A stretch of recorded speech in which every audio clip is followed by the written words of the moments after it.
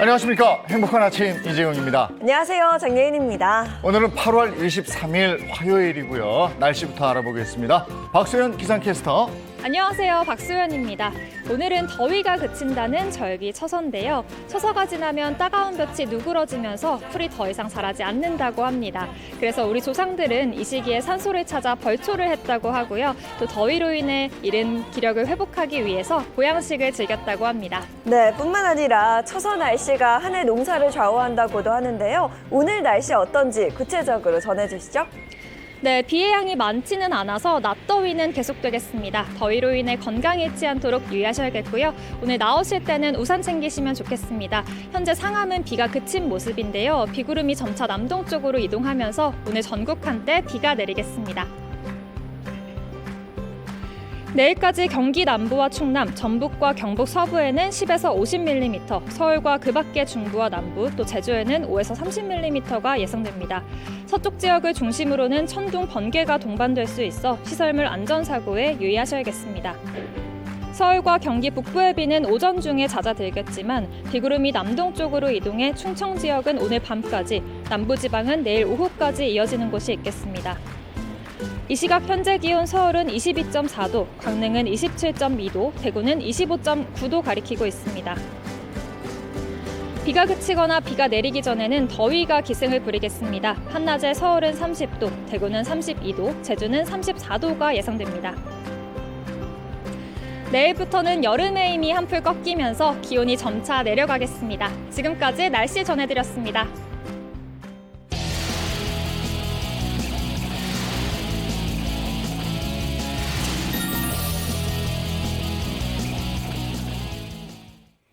네, 화제 이슈를 발빠르게 전해드리는 모닝 브리핑 순서입니다. 이고은 변호사와 함께합니다. 어서 오세요. 안녕하세요. 네, 첫 번째 이슈부터 전해주시죠.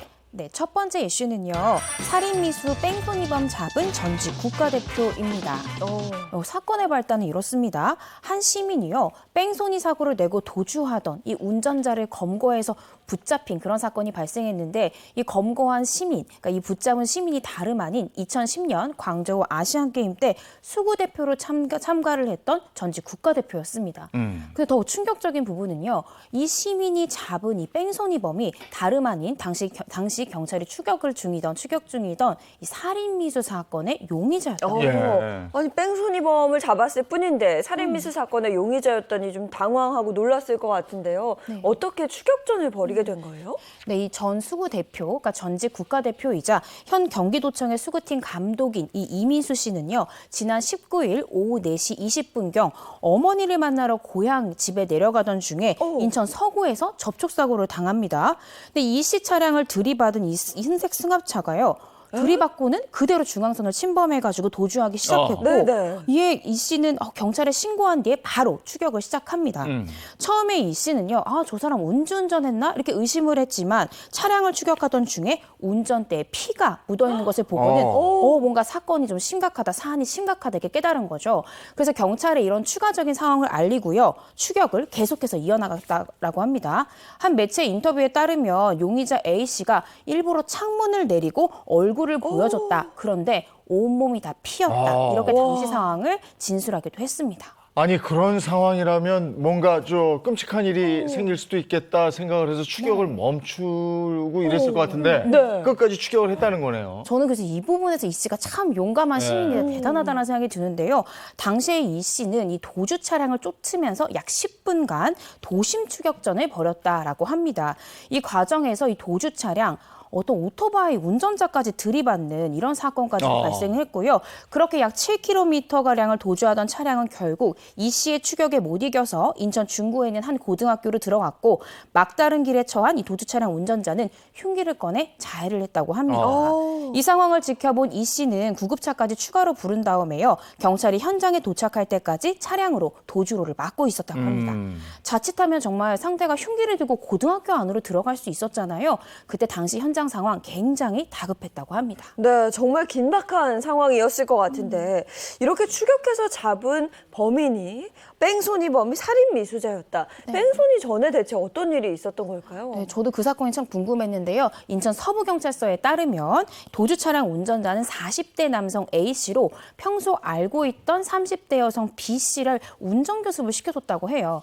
근데 이 과정에서 시비가 붙게 됐고 이 남성 화가 나서 이 B씨의 목을 조르고 흉기로 이 B씨의 어깨 부위 등을 찌르고 도망을 갔다는 거죠. 네. 그러니까 경찰에 신고를 받고 출동한 경찰 앞에서 막 달아나다가 이 씨의 차량을 뒤에서 들이받게 된 겁니다. 경찰은 이 씨가 직접 추격해서 검거해준 덕분에 이 살인미수 용의자를 쉽게 검거할 수 있었다. 이렇게 전하기도 했습니다. 이민수 씨의 용기 덕분에 빠른 검거를 할 수 있었다. 빠르게 검거할 수 있었다. 이건데 그 여성은 생명에는 지장이 없습니까? 당시 이 상황을 지켜봤던 목격자 진술에 따르면요. 이 해당 여성이 승합차 운전대에서 나오면서 살려달라 이렇게 얘기하면서 확 쓰러졌고요. 다행히도 이 해당 여성 긴급하게 응급차에 후송이 돼가지고 병원에서 치료를 받고 있는데요. 다행히도 생명에는 지장이 없는 것으로 알려졌습니다. 아니 대체 왜 그런 짓을 저지른 건지 범행 동기가 밝혀졌을까요? 네, 경찰에 따르면요. 이 A씨는 여자친구가 경제적인 어려움을 이해해주지 못해서 화가 나서 범행을 저질렀다. 이런 취지로 진술은 했지만 이 진술 다 A씨의 일방적인 주장일 뿐입니다. 따라서 경찰은 구체적인 사건 경위, 범행 동기에 대해서 계속해서 수사를 벌여갈 예정입니다. 네. 이민수 씨의 용기에 정말 감사를 드리는데 이거 아무나 할 수 있는 건 아니니까 일단 이런 상황이 되면 신고를 하고 상황을 이렇게 주시하는 게 좋지 이렇게 추격하려고 하다 보면 나도 다칠 수 있으니까요. 그렇죠. 그런 네. 점은 좀 생각을 하셔야 될 것 같고요. 다음 이슈 가겠습니다. 네, 다음 이슈는요. 청약시장 인기 추락, 가입자 감소입니다. 한때 만능통장으로 불리면서 시중은행의 적금 상품을 대신할 상품으로 인기를 끌었던 이 주택청약 종합저축의 매력이 예전만 못한 상황인데요. 이 청약통장의 가입자 수, 현재 주택시장의 흐름을 가늠해 볼 수 있는 하나의 지표입니다. 그런데 이 청약 불패 지역으로 꼽혔던 서울마저도요. 현재 미분양 물량이 크게 증가한 가운데 전국 단위의 이 주택청약 종합저축의 가입자 수가 사상 처음으로 감소한 것으로 나타났습니다. 얼마 전까지만 해도 이 청약 경쟁 열기가 대단했었거든요. 일부 지역에서만 감소된 거 아니에요? 예, 그렇지가 않습니다. 22일 한국부동산원 청약홈에 따르면요. 7월 말 기준 전국 주택청약 종합저축 전체 가입자 수는 2,701만 9,253명으로 6월 말 2,703만 1,911명 대비 약 12,658명이 감소했다라고 합니다. 이러한 변화는 2009년 주택청약 종합저축이 출시된 이후에 전국 단위의 월별 가입자 수가 감소한 것은 이번이 처음이다라고 합니다. 내 집 마련의 대표적인 수단이라고 할 수 있는 게 이 청약 통장인데 일시적으로 감소된 거 아닌가요? 정말 말씀 주신 대로요. 청약 통장이라고 하면 무주택자들이 내 집 마련을 꿈꿀 수 있는 합리적인 수단 중에 하나로 꾸준하게 인기가 이어져 왔고 증가세가 보였는데요. 지난해 3월 2,600만 명을 돌파한 이후에 약 1년 2개월 만인 지난 5월에는 2,700만 명까지도 그 가입자 수가 증가하기도 했습니다. 하지만 최근 들어서 주택 경기가 침체되기도 하고 주요 지역에 대한 집값이 당분간 조정을 받을 것이라는 관측이 나오면서 청약통장에 대한 인기가 시들해졌고요. 아까 말씀드린 대로 6월 말 2,703만 1,900여 명까지 늘어났지만 지난달 말에는 2,701만 9,200여 명으로 6월 대비 약 12,600여 명이 줄어들면서 사상 처음으로 감소세를 보인 그런 상황입니다. 또한 현재 4대 청약통장의 유형 가운데 주택청약 종합저축만이 신규 가입이 가능합니다. 그런데 이제 지난달에는 6월과 비교해서 청약저축, 청약부금, 청약예금의 가입자 수마저 일제히 줄어든 것으로 확인이 됐습니다. 그러면 청약 과열 지역이라고 볼 수 있는 서울 수도권은 어떨까요? 다른 지역과 비교했을 때 좀 다르지 않을까 이런 생각이 드는데요. 네, 주택청약 종합저축의 가입자 수요가 굉장히 높은 서울 지역 가입자 수는요. 올해 2월부터 5월까지 증가세를 보였지만 그 증가세를 하나씩 살펴보더라도요. 5월에 625만 5,424명, 6월에는 625만 1,306명, 7월에는 624만 335명으로 2개월 연속으로 계속해서 가입자 수가 줄어들면서요. 감소세로 돌아선 그런 상황입니다. 또한 5대 광역시의 가입자 수도 서울 지역과 마찬가지로 6월과 7월에 감소한 것으로 나타났고요. 심지어 지난달에는 경기 인천 지역의 주택청약 종합저축의 가입자 수마저 줄어든 것으로 확인이 됐습니다. 정말 순식간에 청약 인기가 시들해진 건데 네. 이 감소세의 주된 원인은 주택 경기 침체인가요? 네, 그렇습니다. 아무래도 이 청약통장의 가입자 수, 주택경기 침체와 무관하진 않은데요. 이 한국부동산원의 주간 통계에 따르면 8월 셋째 주 기준 수도권 아파트 값이 0.12% 하락했습니다. 2003년 2월 11일 이후 약 9년 6개월 만에 가장 큰 하락폭을 보여주고 있는데요. 전국적으로 아파트 값이 하락하고 있기 때문에 기존의 주택시장에서 내 집 마련이 가능한 만큼 청약통장을 필요로 하는 분양 아파트에 대한 수요가 줄었다라는 게 전문가들의 의견입니다. 또한 청약통장 해지의 배경에는요, 낮은 금리도 영향을 미친 것으로 보이는데요. 최근 기준금리가 상승하면서 사실 대출 상품에 대한 금리뿐만 아니라 예적금에 대한 금리도 덩달아 올랐습니다.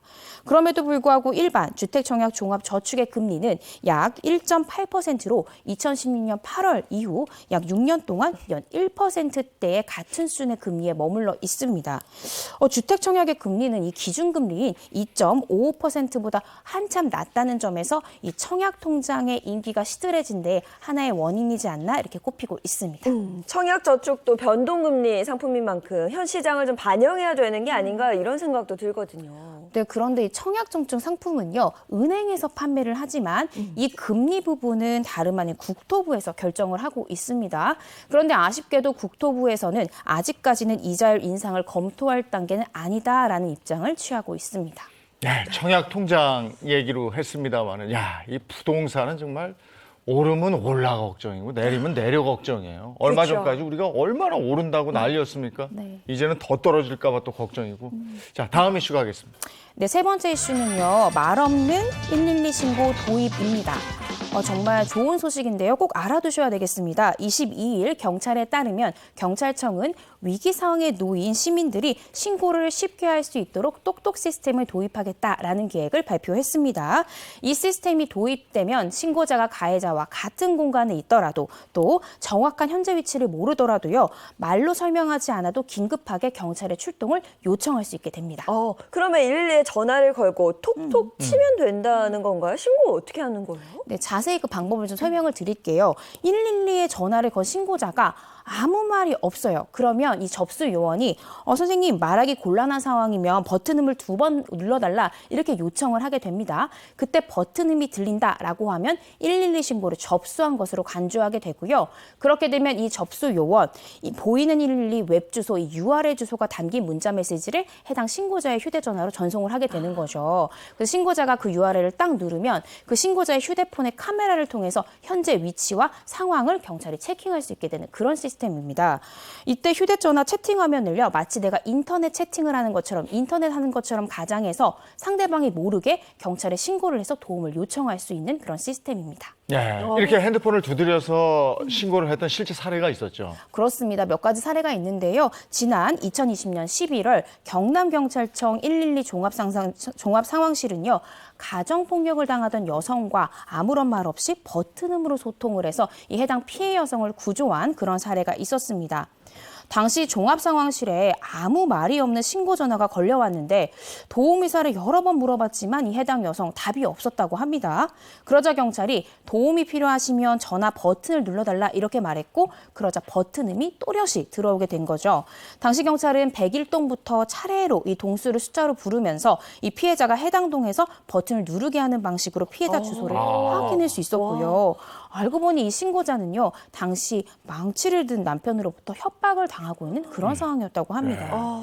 그 외에도 지난 2018년 한 모텔에서 데이트 폭력을 당하던 한 피해자 여성이 112에 신고해서 짜장면 2개만 좀 가져다 달라 이렇게 신고를 한 거예요. 근데 뭔가 수상함을 감지한 경찰이 현장에 출동해서 다행히도 이 피해 여성을 구조할 수 있는 그런 사건도 있었습니다.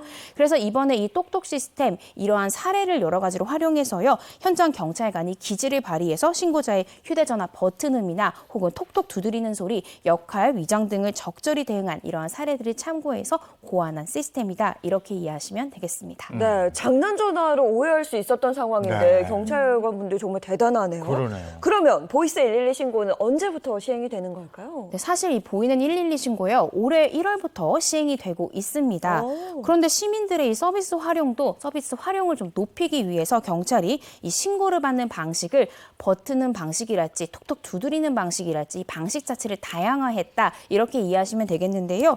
이처럼 이 경찰에 의하면 가정폭력이나 파트너에 의해서 어떤 폭력에 노출된 여성들, 사회적 약자 같은 경우에는 실제로 말을 내서 신고하기가 되게 어려운 상황에 놓일 수 있거든요. 그래서 이런 부분들을 고려해서 여성과 아동 등 사회적 약자의 112 신고를 높여서 현장 대응력을 높여가겠다. 그런 계획을 발표했습니다. 이 기지를 발휘해서 시민의 안전을 책임진 이 경찰관 승진하셨나 모르겠네요. 그러니까 위급한 상황이 오면 안 되겠지만 네, 위급한 네. 상황이 생기면 기지를 발휘하셔서 112 그다음에 톡톡 잊지 마시기 바랍니다. 오늘 모닝 브리핑 여기까지 하겠습니다. 이건 변호사 고맙습니다. 고맙습니다.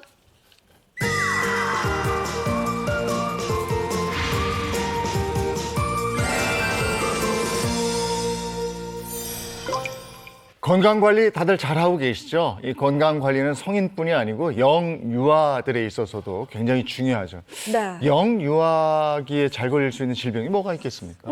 아무래도 면역력이 좀 네. 약하니까 감기나 장염이 아닐까 싶어요. 근데 이제 네. 우리가 영유아기에는 성인 때하고 다르게 호흡기라든지 뭐 이런 질환 보란도 요로 감염이 또 이렇게 많이 나타난다고 그럽니다. 네. 그래서 소아 비뇨기 질환 어떤 것들이 있는지 지금부터 한번 만나보시죠.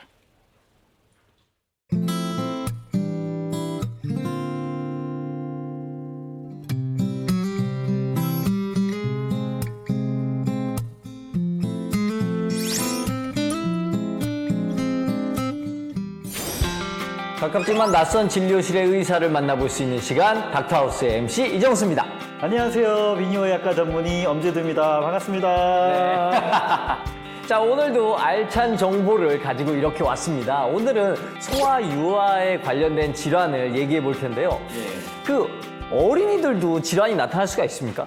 소아 아이들도 이제 후천적으로 또 병이 생기기도 하지만 선천적으로 질병이 확인돼서 태어나자마자 경과 관찰 및 정확한 검사 추적 관찰, 그다음에 심하면 약물 치료 및 수술이 필요한 경우도 생기게 됩니다. 아, 그렇군요. 아, 소아들에게서 그런 단어를 들을 줄 몰랐는데. 예, 소아 영유아에서 만약에 열이 났다. 네. 그러면은 1순위로 의심을 해봐야 되는 게 요로 감염입니다. 그러니까 성인의 경우에는 열이 났다. 예. 그러면 우리가 호흡기 감염을 먼저 의심을 하잖아요. 네. 그렇지만 1년 이하의 영유아 아이들이 열이 나고 염증 가능성, 전신 발열에 문제가 있다. 그러면은 일단 소변 검사부터 체크를 해서 세균이나 염증이 있는지부터 파악하는 것이 1순위입니다. 그럼 대표적인 질환에는 뭐가 있어요? 대표적인 거는 이제 첫 번째는 신장과 방광 쪽에 이상이 네. 생길 수가 있겠고요. 두 번째는 외성기라든지 음낭 또는 여성의 생식기 부위에 네. 해부학적 문제를 일으켜서 생기는 문제가 생길 수가 있겠습니다. 예. 일단 신장 쪽에서는 일단 선천적 수신증이라 그래서 네. 신장에서 소변이 만들어지잖아요. 네. 근데 그게 잘 배출이 안 되는 거죠. 네. 그래서 요관에 막힘이라든지 협착이 있거나 이럴 경우에 신장에 수신증이 생길 수가 있고요. 수신증. 예. 선천성이면은 태어날 때부터 가지고 태어난다는 말씀이세요? 그렇죠. 이게 이제 산부인과에서 이제 산전진찰로 많이 발견이 됩니다. 네. 신장에서 소변이 한번 모였다가 내려가는 부분이 신우라고 하는 부위인데 여기에 신호가 소변이 고여 있어서 확장된 소변이 있으면 신장 기능이 떨어지게 됩니다. 그래서 산전진찰에서 아이의 수신증이 보여졌다고 해서 즉각 어떤 조치를 취하는 것이 아니고 이때는 출산 후에 최소 1년까지는 지켜볼 수가 있습니다. 물론 너무 급격하게 기능이 떨어지면은 수술을 들어가기도 해요. 아, 그렇군요. 그러면 또 다른 질환도 또 있습니까? 이제 두 번째가 이제 방광요관 역류인데요. 네. 아까 말씀드렸듯이 이제 방광에 있는 소변이 신장으로 올라가는 거죠. 요관과 방광이 이어주는 부위가 있는데 거기에 있는 관략근의 힘이 약하거나 제 기능을 상실하게 되면은 방광이 짜줄 때 아래쪽으로만 배출이 되는 것이 아니고 신장으로도 거꾸로 올라가면서 수신증이라든지 신장 쪽에 염증을 유발해서 폐혈증 같은 합병증을 유발하게 되는 것이고요. 이제 신장 쪽에 설명을 드렸고요. 이제 외성기 음낭 쪽의 문제 중에 하나가 네. 첫 번째가 이제 음낭수종입니다. 와, 음낭수종 처음 들어봐요. 음낭수종. 네. 음낭이라 해서 주머니가 예, 있는데 예, 예. 거기에 물이 차는 거죠. 아, 원래 음낭 안에 있는 고환은 배 안, 복강에서 만들어집니다. 근데 이게 태어나고 나서 3개월, 6개월, 9개월 되면서 이제 밑으로 하강을 하거든요. 통로에서 거기에 액체들이 왔다 갔다 교통을 합니다. 시간이 지나면 그게 막혀서 닫혀야 되는데 안 막히면은 물이 왔다 갔다 하면서 계속 고이는 거죠. 복강 내에 있는 액체이다 보니까 고환을 따뜻하게 하면서 기능이 떨어지는 거죠. 즉 불임을 유발할 수 있다는 거예요. 이때 중요한 거. 아까 얘기했듯이 복강과 음낭에는 길이 통해서 이게 생겼다고 그랬잖아요. 네. 그래서 장 내용물이 음낭으로 슬 내려오는 탈장 소견이 보일 수가 있는 거죠. 그렇게 같이 내려와서. 네. 출생 후 3개월, 6개월에는 굉장히 흔하고 굉장히 많이 보이는데 어머님들이 감별하기가 매우 어려운 거죠. 간단한 진단법은 일단 방에 불을 끄고 이 펜라이트를 음낭에 한번 비춰봅니다. 예. 그러면은 그 주변으로 빛이 산란되는 게 보입니다. 네. 그리고 이제 탈장은 복압이 상승하는 거죠. 빽빽 울거나 아니면 애가 막 뛰어놀 때는 볼록해졌다가 또 잘 때는 이제 쑥 들어가는 거죠. 그런 걸만 얘기해줘도 진찰이나 초음파를 유심히 볼 수가 있는 거죠. 야, 이거 아주 저도 오늘 처음 들은 건데 이거는 기억해 두시면 좋을 것 같습니다. 좀 더 깊이 있게 비뇨기학과 Q&A로 좀 더 알아보도록 하겠습니다.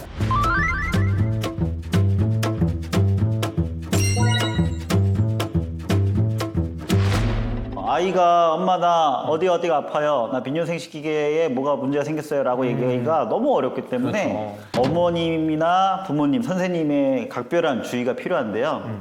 첫 번째 명확한 거는 열입니다, 열.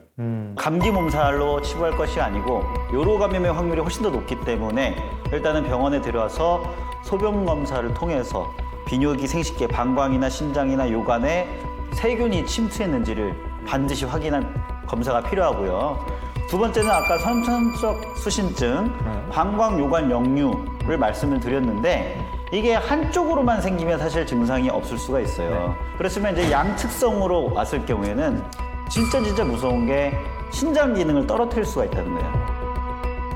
그럼 편측성이라면 무증상일 수가 있는데 그런 경우는 어떻게 발견합니까? 편측성일 경우에는 이제 산전진찰에서 조금 의심이 되고 한 번의 검사로만 끝낼 것이 아니고 3개월마다, 6개월마다 주기적으로 추적 관찰이 좀 필요하겠습니다. 추적 관찰이 필요할 만큼 이게 잘 살펴봐야 되는 그런 거죠. 그렇죠. 부모님의 어떤 각별한 관찰이 제일 중요하죠. 그렇습니다.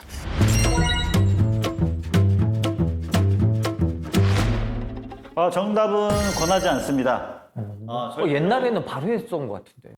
너무 어린 나이에 폭경 수술을 하게 되면은 성기가 짧아진다든지 그래서 나중에 관계 시에 통증을 유발할 수 있고요. 그다음에 아이의 심리적 스트레스가 트라우마로 남아서 결코 심리적으로 좋지 않습니다. 그래서 신생아의 폭경 수술은 반대. 그러나 초등학교 고학년이 넘어갔을 경우에 위생이나 청결, 기두포편이 너무 잦은 재발, 그로 인한 통증이나 불편감이 너무 심할 경우에는 한 번쯤 고려해 보시라. 요 정도로 정리했으면 좋겠습니다. 네, 오늘도 엄재도 원장님이랑 소아 비뇨기 질환에 대해서 알아봤는데요. 우리가 또 여기서 이제 그냥 끝내면 안 되고 또 이제 우리 비뇨기에 좋은 정보를 또 알려드려야 되지 않겠습니까? 그렇습니다. 그래서 준비했습니다. 닥터의 원포인트 레슨 가시죠.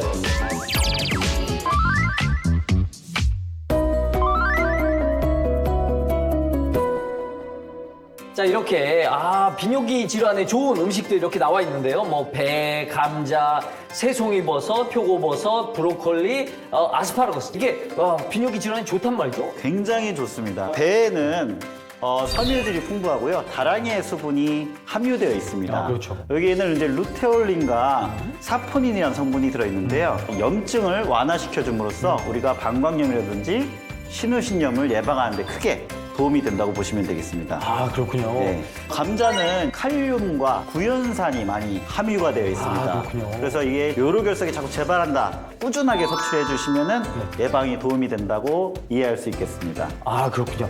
자, 그러면 또 버섯. 표고버섯과 이제 새송이 버섯이죠. 네.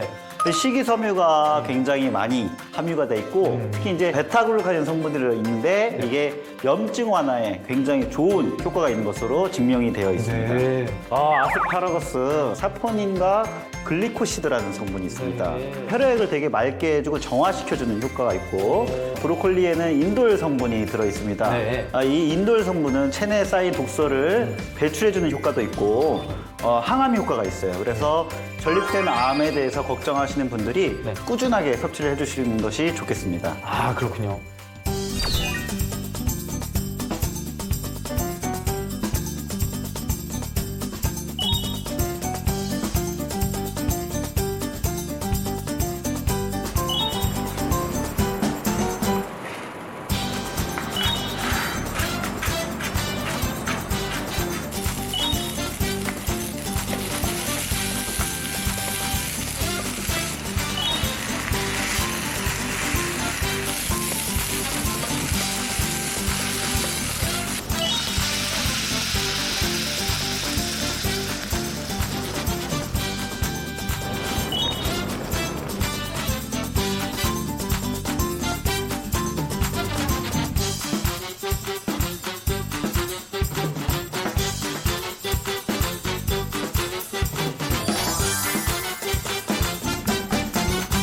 자, 오늘 비뇨기 질환에 아주 좋은 음식들 알아봤는데요. 오늘 어떠셨습니까?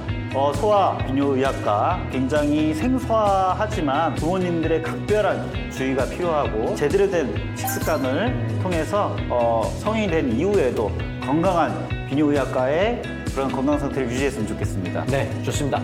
다음 이 시간에도 알찬 정보로 닥터하우스 다시 돌아오겠습니다. 안녕히 계세요.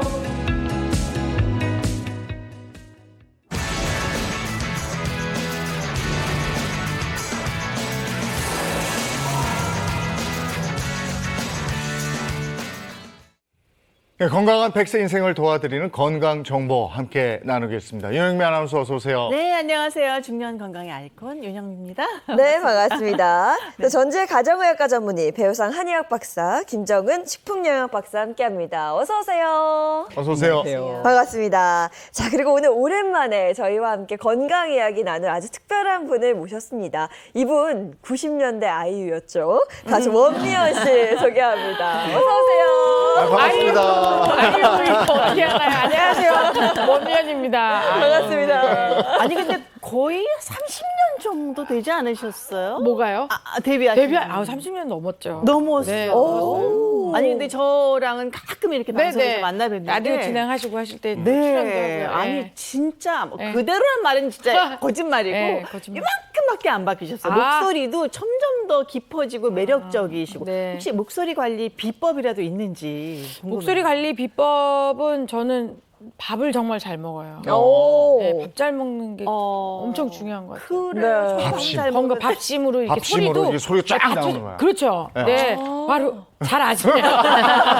소리하면 또 우리 또 이재용 씨가 너무 잘 알고 계실 네. 거예요. 그렇죠. 아, 역시 한국인은 밥심이 그럼요. 있죠. 네, 네. 또 원미연 씨 계속 바쁘게 지내시던데 개인 채널에 이제 영상도 많이 올리시고 네, 올리고 새로 있죠. 만드신 거예요? 네. 좀 만든 지는 오래됐어요. 한 2년, 3년 넘었는데 저는 거기서 이제 노래도 하고 뭐 먹방도 하고 뭐 여러 가지 네. 해봤는데 지금 또 다른 또 어떤 컨셉이 있을까도 지금 찾고 있어요. 네. 아, 저렇게 지금, 영상 네. 노래하시는 예. 거. 아니 근데 가수니까 노래하는 것만 이렇게 보여줘도 사람들이 반응이 굉장히 있을 것 좋아하죠. 같은데 아, 그래서 여러분들 조회수 잘 나옵니까? 조회수가 안 나와서 고민입니다. 오늘 네. 구독자 확 늘지 않을까요? 네. 구독 꼭 눌러주세요. 아니 근데 라디오 진행도 하시고 네, 개인 채널 주말에. 운영도 하고 이렇게 방송까지 네. 하려면 정말 바쁘실 것 같은데 늘 이렇게 에너지 넘치시거든요. 네, 네, 네. 건강 걱정은 전혀 안 하시고 아니에요. 건강 걱정해요. 저 이제는 막 한두 군데씩 내 몸이 이게 내 몸 같지 않아? 막 이럴 때가 있어요. 맞아요. 그다음에 아침에 일어나려도 내 몸인데 왜 이렇게 무거워? 그냥 산뜻하게 뭐든지 움직임이 막 빠릿빠릿하고 그랬었는데 네. 이제는 쫙 반 템포 한 템포씩 꼭 느려지는 것 같고 그다음에 이제 하나씩 먹는 게 늘어나고 있어요. 건강식품이라고. 그렇죠. 영양제가 늘 살잖아요. 네, 밥으로 안 되면 우리가 약으로라도 막 네. 이런 거 있어요 요즘에. 저 아침에 그거 먹다 보면 배불러요. 약으로. 네, 한 끼 식사 대용이에요. 아, 네, 그래요? 네. 아니, 근데 뭐 골다공증이 올 수도 있다. 이런 경고를 받으셨어요. 얼마 전에 제가 골다공증 검사를 해봤는데 저는 이 체질이 누가 봐도 엄마 체질이에요. 근데 엄마가 조금 늦게 오긴 했지만 골다공증이 이렇게 좀 심해지셨다가 약을 드셔서 다시 채웠다가 네. 다시 또 이제 그 연세가 드시니까 그래서 혹시나 해서 저는 이제 걷는 거나 뭐 이런 통증은 전혀 없어갖고 걱정 안 하고 해봤는데 바로 그 전 단계. 여기서 조금 가면은 꼭 약으로 이렇게 좀 채워야 될 필요가 있을 것 같다. 거기까지는 제가 얘기를 들었어요. 네, 아니, 저하고 똑같은 지금 그죠? 예. 위치에 와 계신데 네네. 이 골다공증이 중년 여성들한테 굉장히 치명적이라고 들었거든요. 이게 그냥 뭐 뼈만 약해진 게 아니라 뭐 생명과도 밀접한 관계가 있다고 들었어요. 근데 좀 과장된 정보를 제가 들은 거 아닐까요, 혹시? 아니요, 전혀 과장되지는 않습니다. 실제 이제 골다공증 환자의 94%가 여성분들이거든요. 골다공증이라고 하는 거는 뼈의 밀도가 약해지고 뼈가 약해진 상태예요. 그러다 보니까 자꾸 이제 어디만 탁 부딪히기만 해도 사실은 뼈가 부러질 수 있는 위험이 있다. 이게 굉장히 위험한 거거든요. 만약에 골다공증 환자가요, 대퇴골 골절이 생겼다 하면요, 1년 이내에 사망할 확률이 15%에서 20%까지 된다고 밝혀져 있습니다.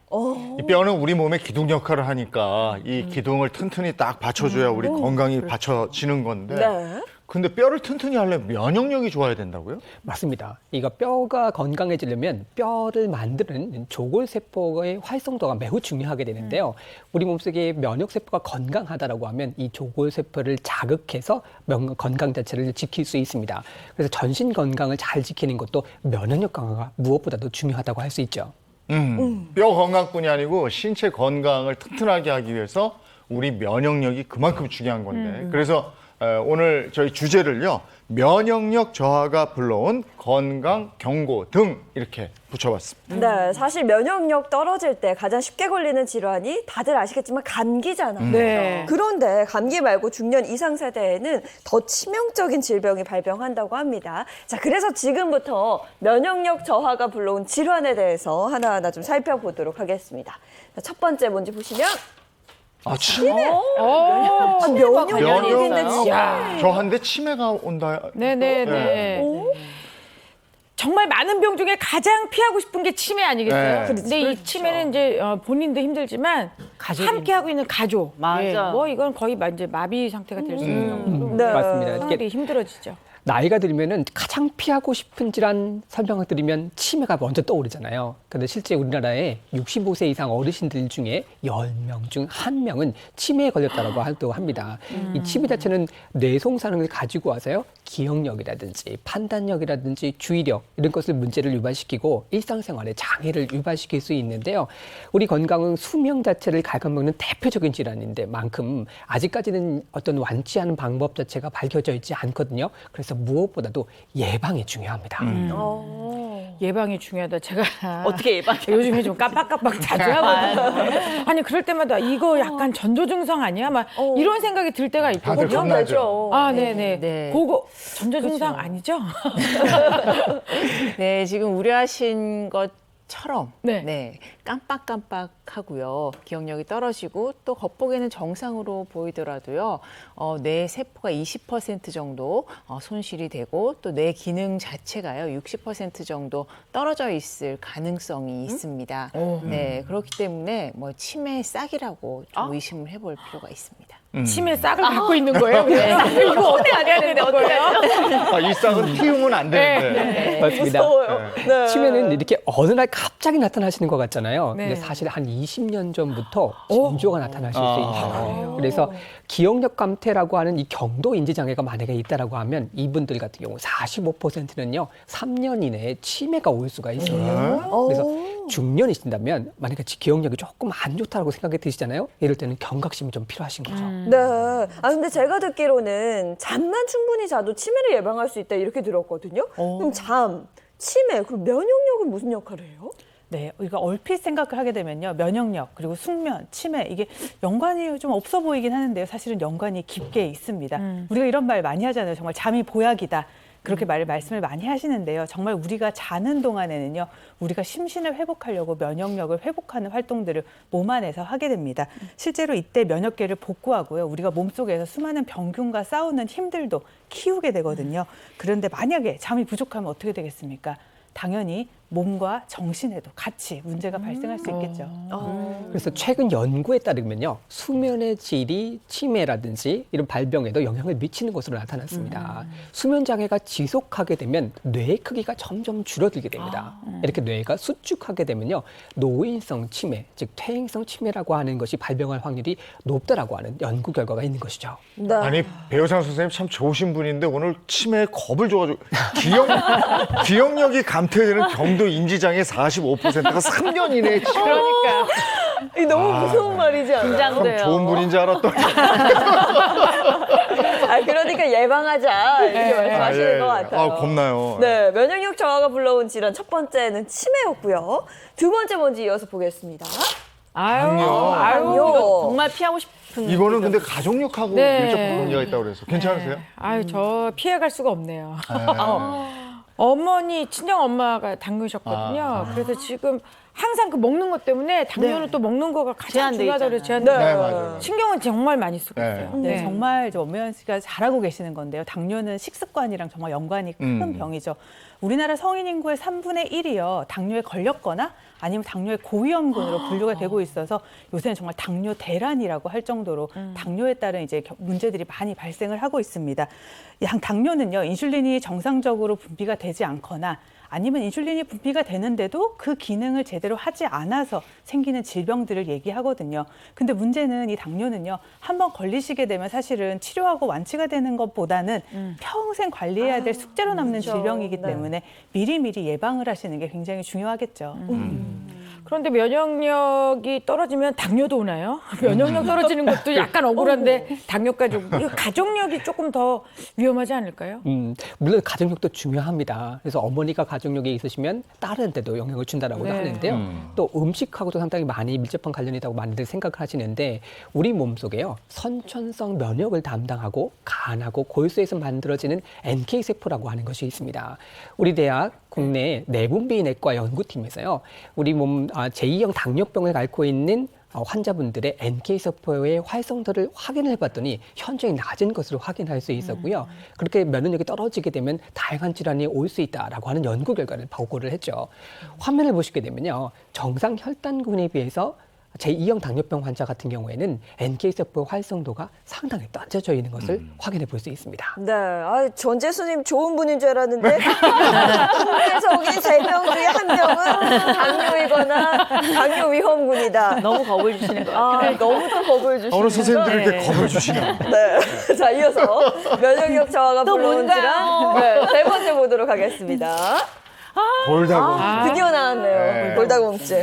앞서서도 면역력하고 골다공증이 관련있다고 말씀을 드렸는데요. 골다공증은 골밀도가 낮아지면서 뼈의 밀도가 좀 줄어들고요. 거기다가 뼈의 강도를 측정하는 이 뼈 강도 자체도 약해지면서 쉽게 뼈가 부러질 수 있는 근골격계 질환입니다. 그런데 이 94%가 여성분들에게 많이 나타나게 되고요. 특히 50대 이상 여성 호르몬이 급감하는 시기에 주를 이룬다고 하죠. 네, 우리 원미연 씨하고 저하고 50대 이상 맞죠? 네. 네, 50대요. 아까 얘기했죠. 골다공증의 위험군에, 고위험군에 네. 이렇게 속하는데 네. 그러면 우리가 면역력을 강화해야 된다는 그런 얘기네요, 결론은. 네. 아니, 그러니까 건강에 좋다라는 건 진짜 하나도 안 놓치고 다 하려고 그래요. 그런데 그게 결국에는 면역과 관련이 있다. 이 말씀이신 거죠. 맞습니다. 그래서 면역세포가 활성화되면요. 노화라고 하는 것에 관련되어 있는 활성산소뿐만 아니라 바이러스라든지 세균이 우리 몸에 들어오는 것을 막아낼 수 있고요. 만약에 면역력이 무너진다면요. 뼈 건강뿐만 아니라 당뇨 또 혈관 건강에도 문제가 생길 수 있으니까요.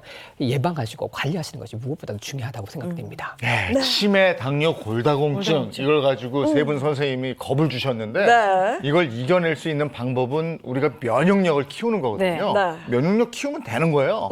그러니까 이걸 오늘 같이 알아보자는 거고 네. 원미연 씨는 그런 생활을 열심히 하고 있다고 저희가 들었기 때문에 네. 원미연 씨 생활을 통해서 한번 좀 봐야 되겠습니다. 네, 그렇습니다. 저희가 원미연 씨의 일상을 쭉 따라가 봤는데요. 생활 속에서 면역력 관리 어떻게 하고 있는지 바로 만나보시죠.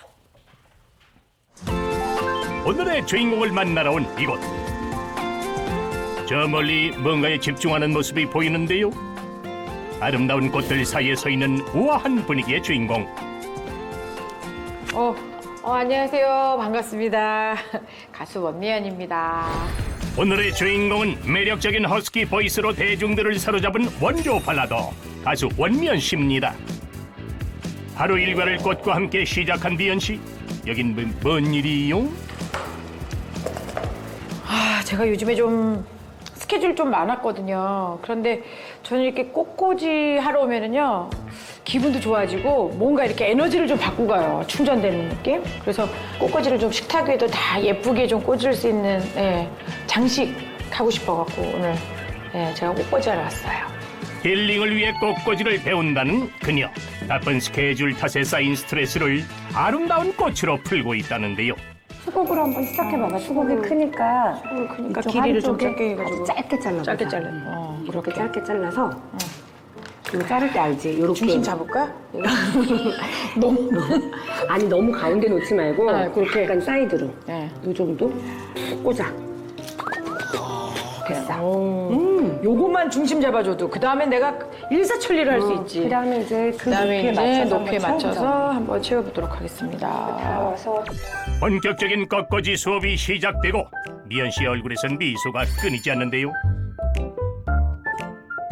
왜 우리가 뭘 먹으면 식감에서 느끼듯이 이게 손에서 감촉이 또 이제 또 꽃인데 또 먹는 걸로 가는 거야.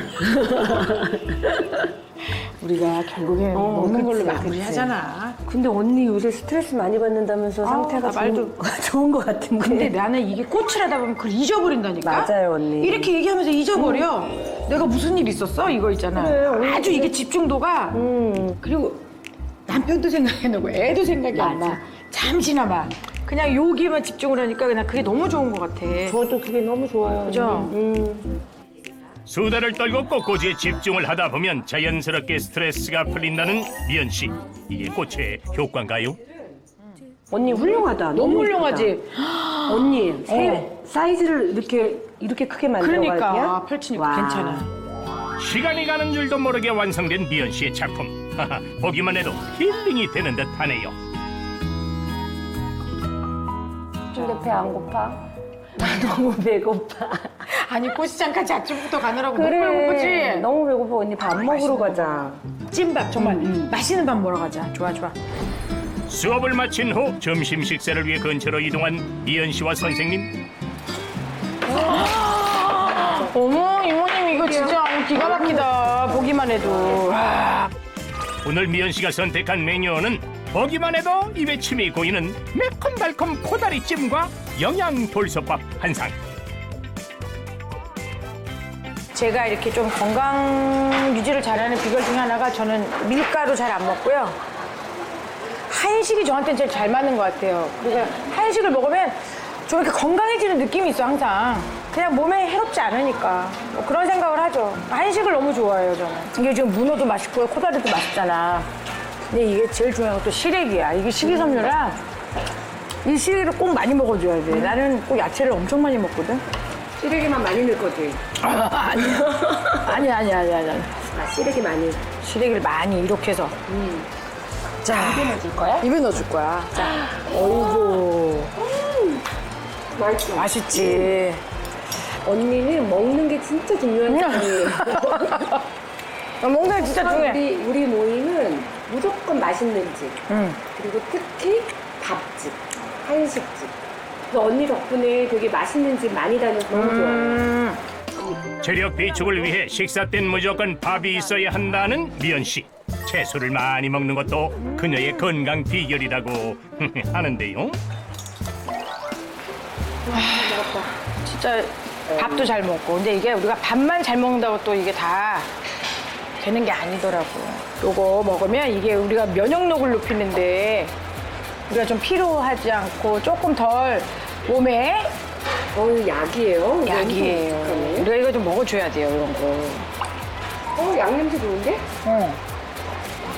너무 부드럽지? 맛있어. 맛있어, 심지어. 진짜. 식사를 마친 후 미연 씨가 꼭 챙긴다는 이것. 이 검은 물의 정체는 뭘까요? 아, 이제 이 건강을 위해서 좀 챙겨 먹어야 될 것들이 많아지더라고. 우리가 좀 건강하고 면역도 좀 우리가 신경 쓰고 그다음에 피곤한 거 그걸 좀 덜하게 하려고 밥 먹고 난 다음에 꼭 챙겨 먹는 거예요, 제가. 예. 이것의 정체는 잠시 후 스튜디오에서 공개됩니다. 맛있지? 응. 그날 오후 식사를 마친 미연 씨 소화도 시킬 겸 근처 공원을 찾았습니다. 시작할 땐 그렇게 긴 것 같구만. 선생님과 함께 팔짱을 끼고 사이좋게 산책을 즐기는 모습인데요. 여기가 양재천인데요. 또 여기 양재천 하면 또 이 소영 씨가 또 여기에 모든 코스를 다 지금 파악하고 있어요. 그래서 내가 걷기 운동을 시작했어요. 집 앞에서 걷기 아니면 우리 동네 쪽에 하늘공원 있잖아. 그쪽을 많이 이용해 나는. 그래서 난 이제 이렇게 자연이 좋아. 주변에 걸을 수 있는 길들이 많아서 그래. 좋아요. 맞아.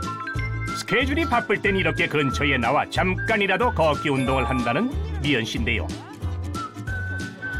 언니 이제 일하러 근데 가야 돼? 관리해야 돼. 나 일하러 가야 돼. 좀 더 놀면 좋은데. 그러니까.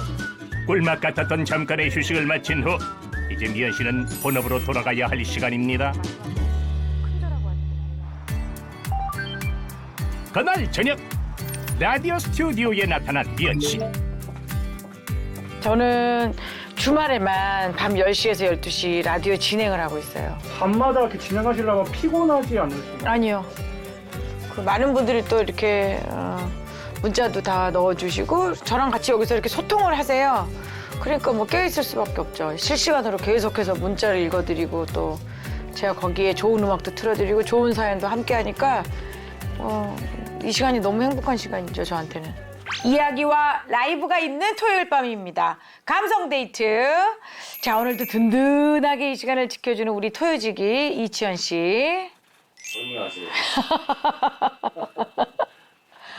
떠나가라라는 노래가 이제 타이틀곡이었는데 그 곡 부르고 그냥 떠나가라. 야, 이거 정말 잊어버릴 수가 없다. 그 곡 부르고 떠나갔다고. 게스트들과 함께 유쾌한 대화도 나누고 명품 라이브도 듣다 보면 2시간이 뚝딱. 그날 피로가 눈 녹듯 사라지는 기분이라고 하는데요. 아, 다들 너무 행복하셨을 것 같아요. 지금 자, 데뷔했을 때 노래를 이제 띄워드리면서 저희도 여기서 인사드릴 시간입니다. 아유, 아쉽지만 네, 다음에 또 모셔서 한번 네, 정철의 비가 와 띄워드리면서 저도 여기서 인사드립니다. 편안한 밤 보내세요. 수고하셨어요. 그렇게 시간은 자정을 넘기고 드디어 끝난 라디오 스케줄. 끝까지 안 했어. 수고하셨습니다. 갑니다. 네. 누구보다 바쁘게 하지만 누구보다 활기찬 그녀의 하루가 마무리됐습니다. 언제나 밝은 그녀 원년의 건강 비결 잠시 후에 만나보시죠.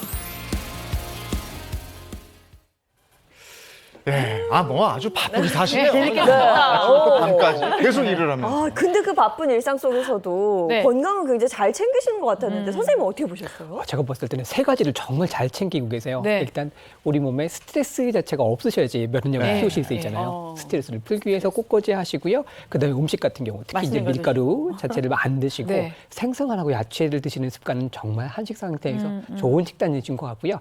식사하시고 나서 산책하시는 거 이거 정말 중요합니다. 네. 네. 면역 키우는데 매우 중요한 습관 3가지를 갖고 계시니까 여러분들도 한번 해보시면 좋겠습니다. 네. 면역력 키우려면 정말 행복 이 호르몬이 막 나와야 되는데. 그럼요. 네. 자, 지금부터 그 방법을 알아보도록 하겠습니다. 최고의 건강 비법을 알려드리겠습니다. 먼저 배우상 선생님.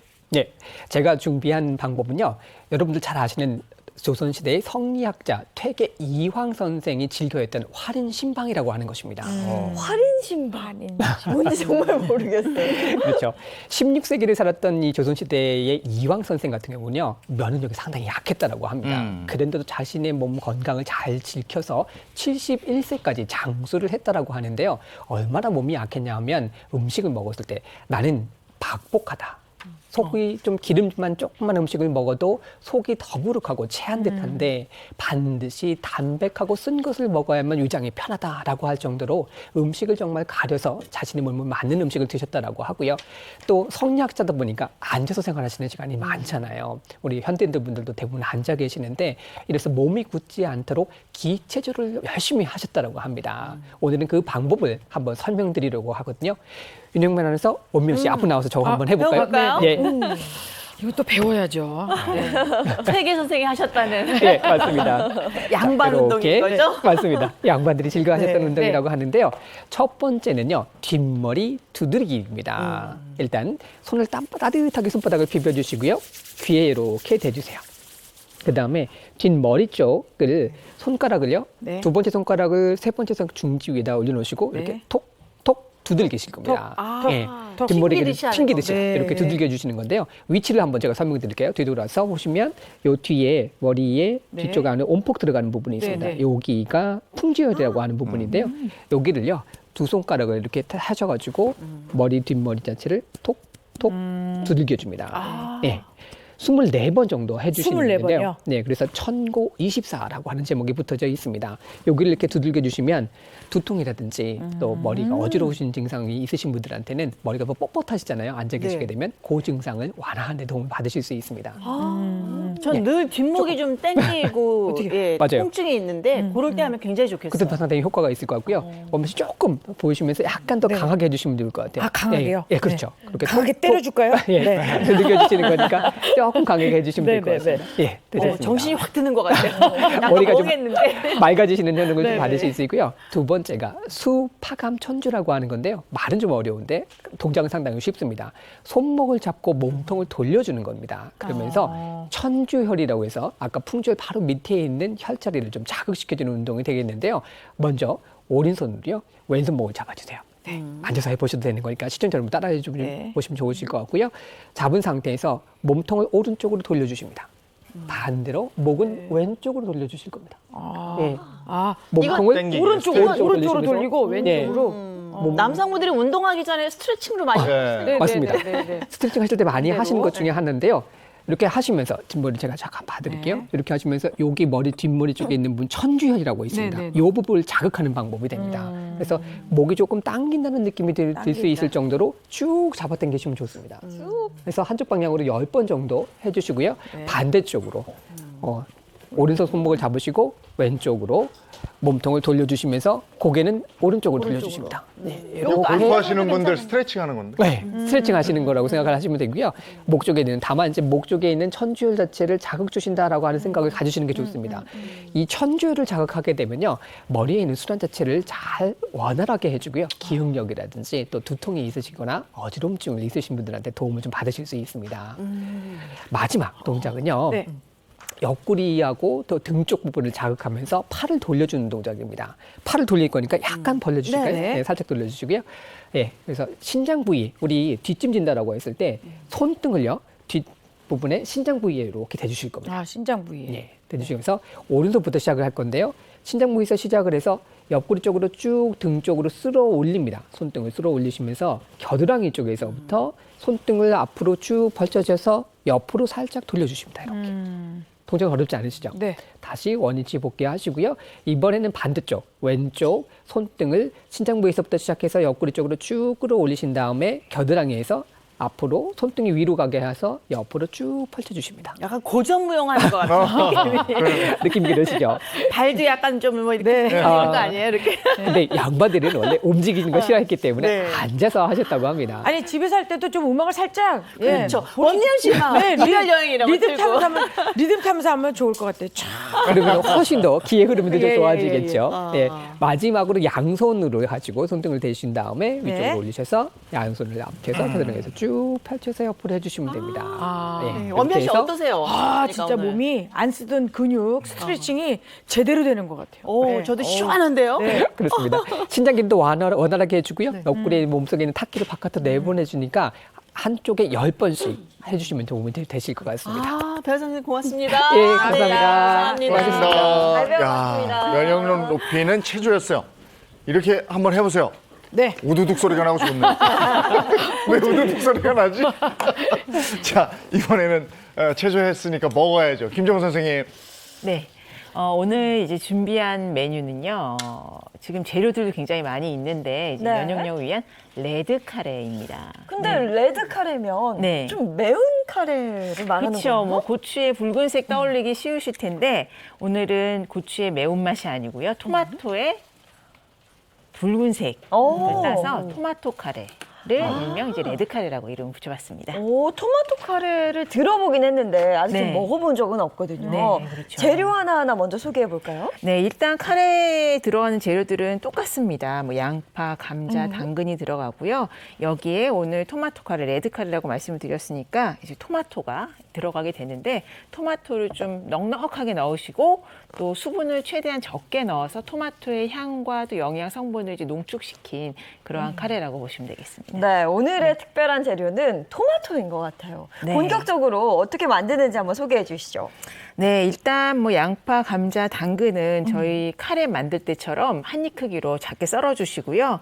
그래서 이렇게 작게 썰고 또 소고기도 한 입 크기로 썰어 가지고 제가 미리 좀 이제 볶아 왔는데요. 네. 이렇게 익을 때까지, 그러니까 완전히 익을 때까지가 아니고요. 겉면이 좀 투명해질 때까지 이렇게 볶아 주시면 됩니다. 볶을 때는 뭐 네. 기름을 살짝 넣고 볶나요? 아니면 그냥 볶으면 될까요?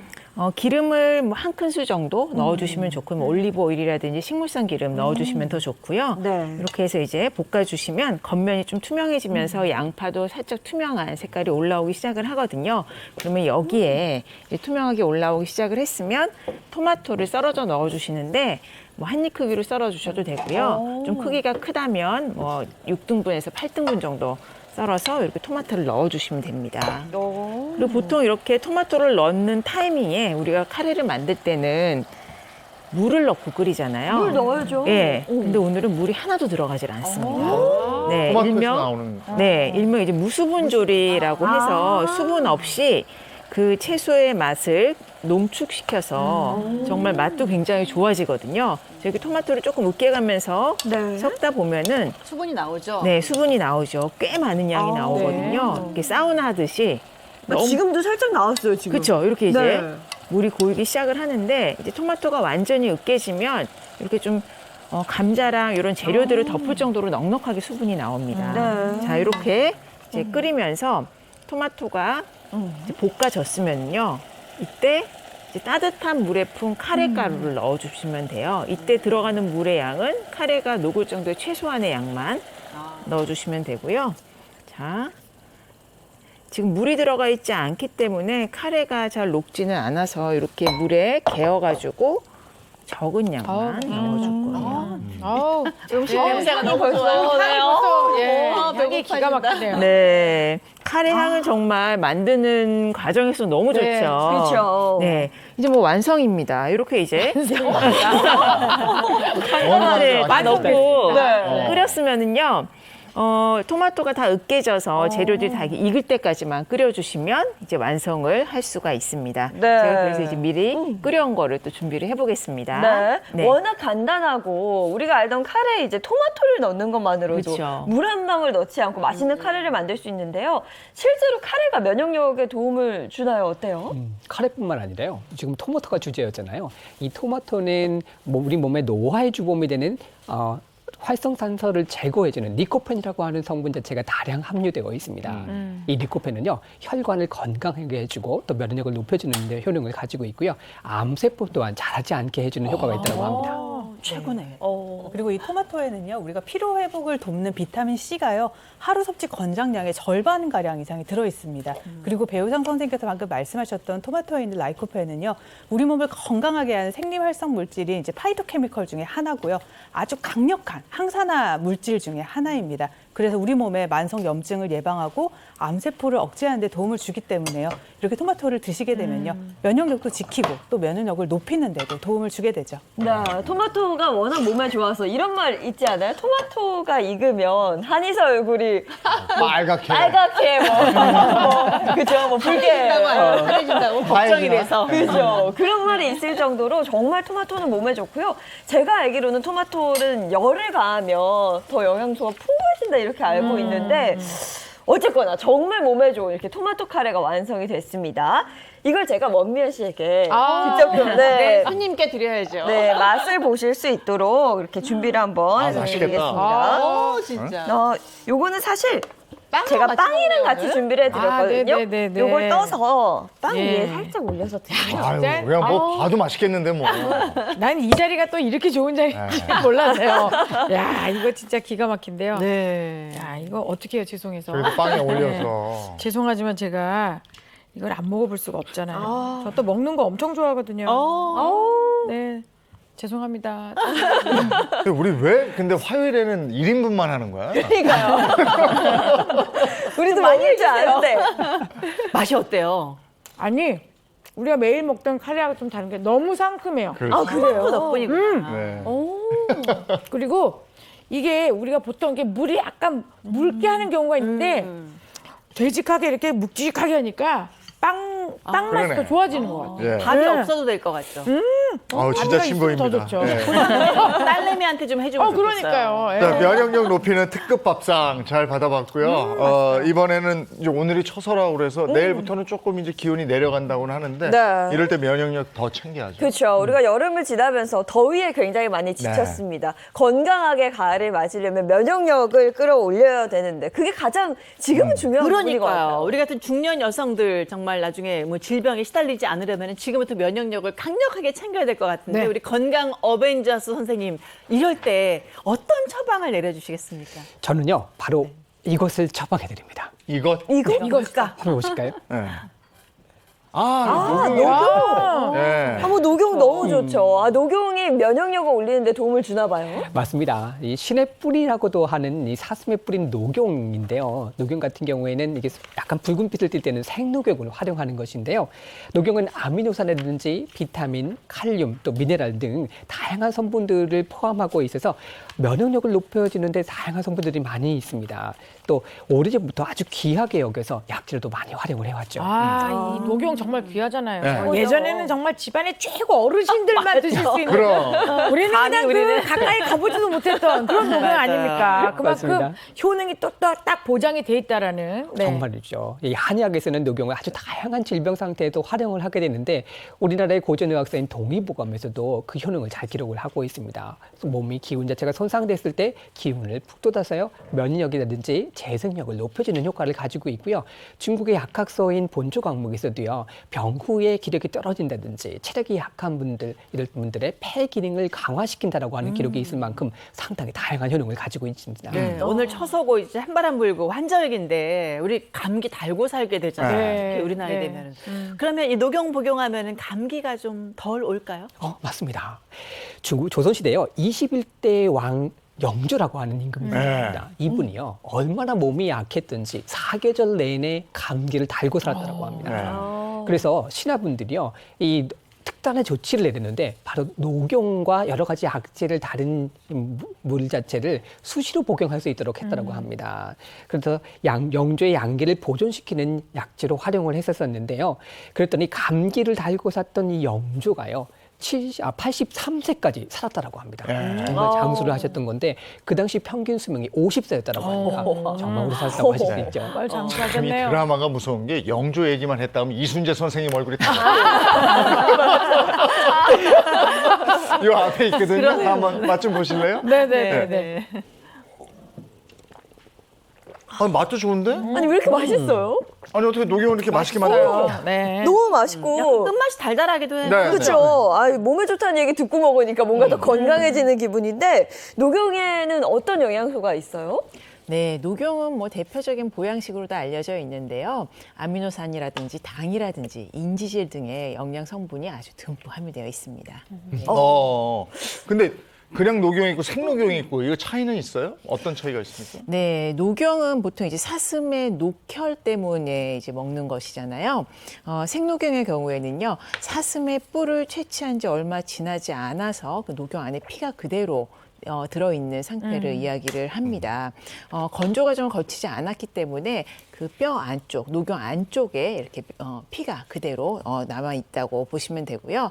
그렇기 때문에 국내에서 채취한 녹용의 경우에 이러한 생녹용을 만나실 수가 있는 거죠. 근데 녹용이 부위별로 효능도 좀 다르다고 들었거든요. 그런가요, 맞습니다. 선생님? 녹용 같은 경우는 상대, 중대, 하대 거기다가 분골로 구분이 된다고 합니다.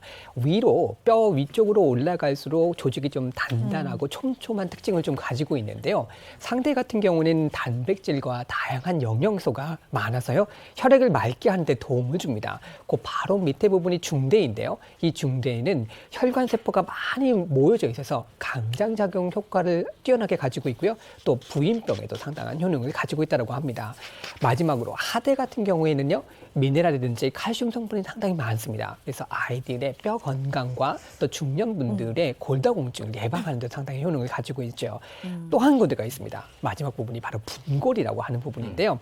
이 분골은 녹용의 가장 꼭대기에 있는 부분으로 영양 성분 자체가 응축되어 있습니다. 그래서 녹용의 모든 성분에서 가장 효과가 좋은 부분이라고 할 수 있는데 녹용에서 한 2.7%밖에 나오지 않는다고 해서 가격도 정말 비싸다고 합니다. 네. 그래서 제일 꼭대기 또 분골의 끝에 있는 부분이 바로 녹용 팁인데 여기도 효능이 상당히 뛰어난 부분이 많이 있습니다. 아, 그러면 분골하고 녹용 팁을 먹어야 되겠네요. 가장 좋은 것만 드시려고 그렇죠. 하시는데요. 사실 이제 여러 가지 아까 말씀드린 대로 뼈 건강에도 좋은 것도 있고 부인병에 좋은 것도 있으니까 다양하게 섞어서 드시는 것이 훨씬 더 좋은 방법이라고 할 수 있겠습니다. 네. 생녹용이 그 면역력을 채우는 데는 도움을 많이 준다고 하던데 어떤 성분이 도움을 주게 되는 거예요? 자, 생녹용이 앞서 말씀을 드렸다시피 네. 아무래도 정말 나오자마자 그대로 살아있는 거라고 말씀을 하셨거든요. 그렇죠? 그래서 본격적으로 지금부터는 녹용 속 면역력 강화 성분을 하나하나 좀 살펴보도록 하겠습니다. 자, 첫 번째 강화 성분 보시면 판토크린이라고 되어 있네요. 판토크린이라고 하는 것은 뼈 성장에 도움을 주는 성분이에요. 그래서 아이들의 성장뿐만 아니라 이 뼈 판토크린 자체가 파골세포라고 하는 분해를 억제시키거든요. 그래서 중년인분들의 뼈 건강과 골다공증을 예방하는 데 도움을 줄 수 있습니다. 그렇군요. 좀 비싸서 못 먹기도 했지만 제가 듣기로는 이게 좀 영양이 과해 살이 찐다는 얘기가 있어서 약간 망설여지기도 했고 아이들 먹이기도 아이들이 혹시 비만이 되지 않을까 이런 걱정이 있었거든요. 괜한 걱정이었나요? 녹용 자체가 자연 강장 효과가 있어요. 그래서 먹게 되면 체중이 빠지셨던 분들이 체중이 좀 찐다든지 또 입맛이 좋아지면서 일시적으로 체중이 증가될 수는 있습니다. 그렇지만 오히려 좀 녹용을 가지고 다이어트 하신 분들도 있거든요. 그래서 자신의 체질이라든지 증상에 맞게 드시게 되면 과하게 체중이 부는 것은 크게 걱정하지 않으셔도 됩니다. 그렇군요. 자, 녹용은 체중 증가와는 상관이 없다 그럽니다. 대신 녹용의 판토크린 성분이 골다공증을 예방하는 데 도움을 준다고 하고요. 자, 이어서 두 번째 다음 성분 보도록 하겠습니다. 강글리오사이드. 이 성분은 어떤 도움을 주는 거예요? 네, 이 강글리오사이드라고 하는 거는요, 녹용이나 초유에 많은 성분인데요. 우리 몸 신체 기능을 유지하는 활성 성분 중에 물질 중에 하나입니다. 이 물질이 바로 면역력을 높이는 데 도움을 주고요. 또 물질을 섭취하다 보면은 이게 기억력과 집중력 향상에도 도움을 준다고 합니다. 실제로 한 연구에서요, 일부러 쥐한테 기억력을 손상시키게 한 다음에 녹용 추출물을 섭취를 하게 하고 그 다음에 인지 기능 훈련을 시켰더니 장기 기억력이 높아졌다는 보고가 있습니다. 아, 정말요? 기억력 하니까 그냥 갑자기 눈이 번쩍 뜨는데 강글리오사이드가 진짜 기억력에 도움이 되는 거예요? 네, 이렇게 기억력이나 면역력에 영향을 끼치는 거는요, 바로 혈관 건강과 연관이 있기 때문입니다. 바로 강글리오사이드의 역할인데요. 강글리오사이드가 외부 자극으로부터 우리를 보호하고요, 혈관을 맑게 해서 혈액순환에 도움을 주기 때문에 녹용을 섭취하실 경우에는 혈액순환에 도움이 된다. 그리고 혈관 건강에 도움이 된다라고 생각하시면 되겠습니다. 네, 그럼 녹용 섭취할 때 주의사항도 있을 것 같은데요. 네, 생녹용 같은 경우는 사계절이 뚜렷한 곳, 뭐 우리나라겠죠. 네, 여기서 이제 채취한 것을 선택을 하시는 게 좋고요. 또 식약처에서 고시한 또 추출 가공식품인지를 확인을 하시는 것이 좋겠습니다. 네, 오늘 면역력에 대해서 알아보았는데 이 면역력이 떨어지면 정말 각종 질환이 다 오네요. 아, 그렇죠. 그래서 네. 면역력에 더 신경을 써야 되겠는데 요것만큼은 꼭 하세요 하는 게 있으면 뭐가 있을지 정리를 좀 해주시죠. 오늘 원미연 선생님께 나오셨는데요. 네. 저희가 VCR 보셨던 것처럼 사실은 가장 활력이 되는 게 건강하고 기쁘게 사시는 것 같아요. 네. 그게 면역력을 지키는데 저는 필수 요소가 아닌가 생각합니다. 이 현대인들 분들은 너무 오랫동안 앉아 계시잖아요. 지금 텔레비 보시면서 시청자분들 앉아 계시지 않을까요? 그래서 잠깐 일어나세요. 살짝 일어나서 다리 자체를 풀어주시는 것, 그것만으로도 면역력을 증가시키는 데 도움이 되시니까 자, 오랫동안 앉아 계시면 반드시 5분은 일어나서 돌아다니시는 것이 좋겠습니다. 네, 식사를 한식으로 채소와 그리고 뭐 단백질, 해조류, 뭐 해초까지 듬뿍 드셨는데요. 이렇게 골고루 영양소를 생각을 하면서 드시는 방법이 또 식생활에서는 아주 건강을 챙길 수 있는 중요한 습관인 것 같습니다. 네. 엄연 씨 오늘 나와주셨는데 기왕에 네. 잘하고 계셨어요. 네, 잘하고 있었는데 그 말씀 딱 오는 것 같아요. 하루에 한 5분이라도 이렇게 누워있다가도 벌떡 일어나서 5분 움직이고 다시 또 눕고. 네, 움직이는 게 참 중요하다는 걸 또 느꼈습니다. 움직이고 되도록이면 즐겁게. 네. 아유, 즐겁게. 예, 면역력 증진하시고 건강하십시오. 고맙습니다. 고맙습니다. 감사합니다. 여름이 어떻게 갔나 싶어요. 오늘 벌써 처서고 말이죠. 그러니까요. 벌써 가을이 성큼 다가왔다는 걸 느끼는데요. 앞서도 말씀드렸지만 환절기에 면역력 떨어지기 쉽습니다. 건강관리 잘 해주셔야겠습니다. 좋은 하루 보내시고요. 저희는 내일 아침 7시 30분에 돌아올게요. 행복한 아침, 행복한 하루 되십시오. 고맙습니다. 고맙습니다.